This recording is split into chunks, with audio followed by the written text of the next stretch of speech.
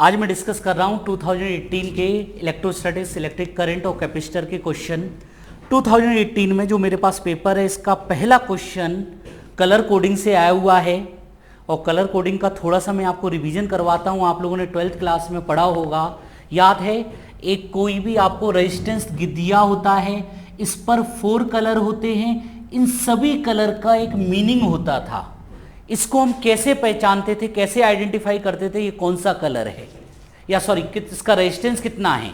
तो इसके लिए आपको याद है एक गाना याद करवाया था, V Roy, Great Britain, very good wife, सोना चांदी सब मोह माया है। कुछ याद आया? देखो कलर कोडिंग का याद है। कलर के लिए V Roy, Great Britain, very good wife, सोना चांदी सब मोह माया, मतलब कोई कलर नहीं है। तो यहां पर फर्स्ट 2 जो कलर होते हैं यहां पर ये रिप्रेजेंट करते हैं नंबर। अभी मैं बताता हूं आपको कैसे। तो इसके लिए नंबर हम लोगों ने दिया है 0, 1, 2, 3, 4, 5, इसके लिए 6, 7, 8, 9, ये 9 तक चलते हैं। कैसे मैं समझाता हूं। मल्टीप्लायर ये 0 है तो 10 की पावर 0, इसी को हम लोग क्या लिख सकते हैं 1, इसको लिख सकते हैं 10 की पावर 1, 10 की पावर 2, 10 की पावर 3, 10 की पावर 4, और इसको लिख सकते हैं 10 की पावर 5, 10 की पावर 6, 10 की पावर 7, 10 की पावर 8, 10 की पावर 9। बिल्कुल शॉर्टकट में बताने की कोशिश कर रहा हूँ, क्लास में काफ़ी डिटेल में मैंने बताया हुआ है। और इसके लिए आता था 10 की पावर -1, और इसके लिए आता था 10 की पावर -2। किसके लिए? सिल्वर के लिए, और इसके लिए गोल्ड के लिए ये। और इसके बाद टॉरेंस। टॉरेंस क्या होता था? Possible variation in percentage. तो गोल्ड के लिए कितना था याद है? इसके लिए था 5, और इसके लिए 10, और इसके लिए 20। अब देखो पहचानते कैसे हैं। जैसे आपके सामने एक एग्जांपल दिया है, ये कार्बन रेजिस्टेंस दिया है 47 + 4.7 किलो ओम। तो हम लोग इसको कैसे लिख सकते हैं? 47 × 10⁻³ प्लस, ऐसा लिख सकते हैं हम लोग। तो फर्स्ट 2 डिजिट हैं ये बताते हैं कलर। कैसे कलर बताएंगे बताओ? फर्स्ट नंबर 4 है तो 4 के लिए क्या है? येलो। तो फर्स्ट हो गया येलो। 7 के लिए कौन सा है जरा देखो? वॉयलेट। मतलब इतने में ही हमारा आंसर आ गया है। इतना सब देखने की जरूरत नहीं है। आप देखो चारों ऑप्शन में तो सेकंड वाला मैच कर गया। इसका मल्टीप्लायर क्या है? 10 की पावर 3। 10 की पावर 3 क्या होता है? ऑरेंज। तो यहां पर आ गया अगला ऑरेंज। आगे देखने की हमें जरूरत है नहीं। ऑप्शन कौन सा है? इसमें मेरे वाले पेपर में सेकंड है, और यदि आप इसका टॉरेंस निकालोगे तो ये आता है सिल्वर। नोट करो बेटा।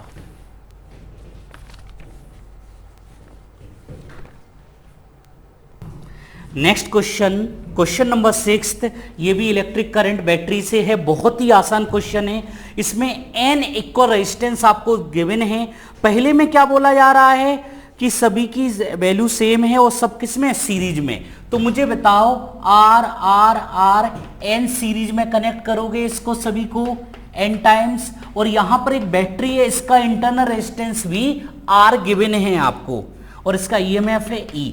तो मुझे बताओ ये R इफेक्टिव कितना हो जाएगा? जल्दी बताओ। यहां पर इसका हो जाएगा NR, और ये R ऑलरेडी है तो ये हो जाएगा R bracket n + 1।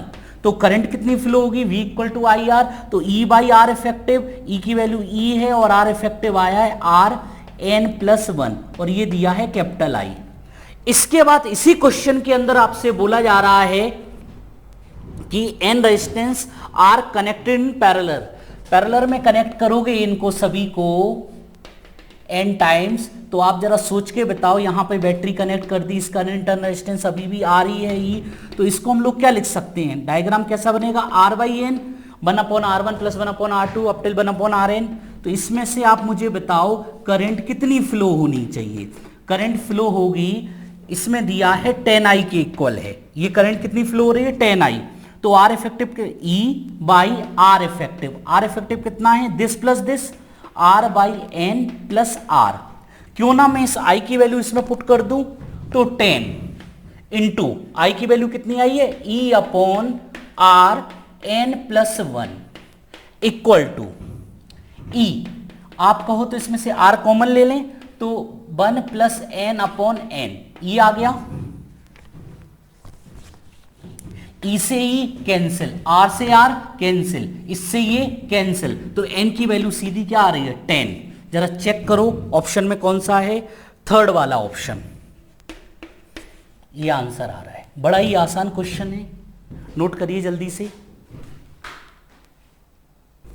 Question number 7, ये भी करंट इलेक्ट्रिसिटी से आया है, बहुत ही आसान क्वेश्चन है। क्वेश्चन को जरा रीड करो ध्यान से। एक बैटरी दिया है, यहां पर variable number n identical resistance which are connected in series, मतलब यहां पर n identical battery, sorry identical नहीं है, इनका रेजिस्टेंस क्या है, इंटरनल रेजिस्टेंस आर है, बैटरी एन बैटरी, इनको किस में कनेक्ट किया है हम लोगों ने, सीरीज में, ई आर कितना है एन, और इन सभी को क्या कर दिया, शॉर्ट कर दिया। शॉर्ट कैसे करते थे याद करो जरा, एक सिंपली वायर से कनेक्ट करते थे, अब इसमें करंट आई फ्लो हो रही है, तो मुझे बताओ आई की वैल्यू कितनी होगी, V बाई आर, तो इफेक्टिव EMF कितना आएगा, एन ई, कैसे, E plus E up till N, E N, और effective resistance N R, N से N cancel, E by R. अब जरा देखो आई की वैल्यू क्या आ रही, ई कांस्टेंट आर कांस्टेंट, ये कांस्टेंट है, एन को आप कितना भी ले जाओ, करंट कैसी आ रही है, इंडिपेंडेंट ऑफ एन, यानी आई आ रही है इंडिपेंडेंट ऑफ एन, तो इसका करेक्ट ग्राफ कैसा बनेगा, फर्स्ट बिल्कुल नहीं, एन कितना भी चेंज करो आई की वैल्यू कैसी रहेगी, कांस्टेंट, इसलिए मेरे वाले पेपर में ऑप्शन जो थर्ड वाला है वो राइट है, ये वाला डायग्राम। समझ में आया, नोट करो। ये वाला क्वेश्चन कैपेसिटर से है, आपसे बोला जा रहा है the electrostatic force between metal plates of an isolated parallel plate capacitor C, charge Q plus Q minus Q area है। आपको याद है electric field due to one plate क्या आती थी, Q by A epsilon naught, force निकालना है, छोटा सा एलिमेंट लोगे, क्या लोगे यहां पर, dq लोगे, सभी जगह पर इलेक्ट्रिक फील्ड कैसी है, सभी जगह पर सेम है, इसलिए हम लोग फॉर्मूला कौन सा लगाया, dF equal to E into D Q. ये बात समझ में आ रही है, तो इससे फोर्स कितना आता था, Q square upon 2a epsilon naught, force between parallel plate capacitor Q square by 2a epsilon naught. अब देखो जरा कौन सा ऑप्शन है, proportional to square root of the distance. मुझे बताओ इसमें डिस्टेंस आई नहीं रही है, तो हम लोग क्या बोल सकते हैं, फोर्स इंडिपेंडेंट ऑफ डिस्टेंस, तो हम लोग क्या बोलेंगे, independent of the distance between the plates, ठीक है ना।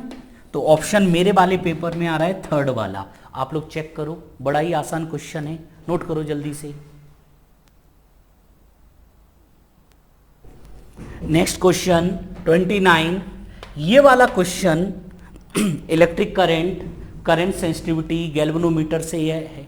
आप लोगों को याद होगा जब भी कोई लूप एक्सटर्नल मैग्नेटिक फील्ड के अंदर, आपको याद है गैल्वेनोमीटर का बेसिक प्रिंसिपल, इसमें जैसे ही करंट फ्लो होती थी इसके ऊपर टॉर्क लगता था, टॉर्क की वैल्यू याद है, ए मैक्सिमम टॉर्क NI/AB होता था, और यही किसके इक्वल होता था, K थीटा, टॉर्सनल पेंडुलम, कुछ याद आ रहा है, और थीटा अपॉन आई, इसी को हम लोग क्या बोलते थे, करंट सेंसिटिविटी, याद आ रहा है। तो करंट सेंसिटिविटी डिफाइन होती थी थीटा बाई आई। पहली बात तो इतना बताने की जरूरत नहीं है, कॉमन सेंस भी यूज करो ना तो ये क्वेश्चन बहुत इजीली सॉल्व होगा। करंट सेंसिटिविटी आपको क्वेश्चन के अंदर खुद ही दिख रहा है, 5 डिवीजन पर मिली एम्पियर, यही रहने दो, मिली को कन्वर्ट कर लो, 10 की पावर -3 करना पड़ेगा यहां पर। फिर इसके बाद दिया है वोल्टेज सेंसिटिविटी, ये भी क्या होना चाहिए, थीटा बाई वी, ये आपको गिवन है 20 डिवीजन पर वोल्ट। आपसे बोला जा रहा है रेजिस्टेंस ऑफ द गैल्वेनोमीटर। आप मुझे बताओ रेजिस्टेंस गैल्वेनोमीटर का कैसे निकालोगे, V बाई आई से कहीं से वोल्टेज पता चल जाए, आई पता चल जाए तो काम बन जाएगा। तो क्यों ना मैं यहां पर रिलेटिव कर दूं। तो मुझे बताओ वोल्टेज सेंसिटिविटी पता है हमें, तो V कितना आ जाएगा, जल्दी बताओ। यहां पर ये हो जाएगा V equal to theta by voltage sensitivity, और I की वैल्यू क्या लिख सकते हैं हम, थीटा बाई करंट सेंसिटिविटी। तो current sensitivity upon voltage sensitivity, current sensitivity कितनी आई है 5 अपॉन 10 की पावर -3 इंटू वोल्टेज सेंसिटिविटी कितना है 20। इसको ऊपर ले जाओ तो ये हो जाएगा 5000 अपॉन 20, एक जीरो कैंसिल, 250 ओम। आंसर चेक करो कौन सा ऑप्शन आ रहा है इसमें, मेरे वाले पेपर में फर्स्ट वाला है। आप अपने पेपर में चेक करो, नोट करिए बेटा इसको।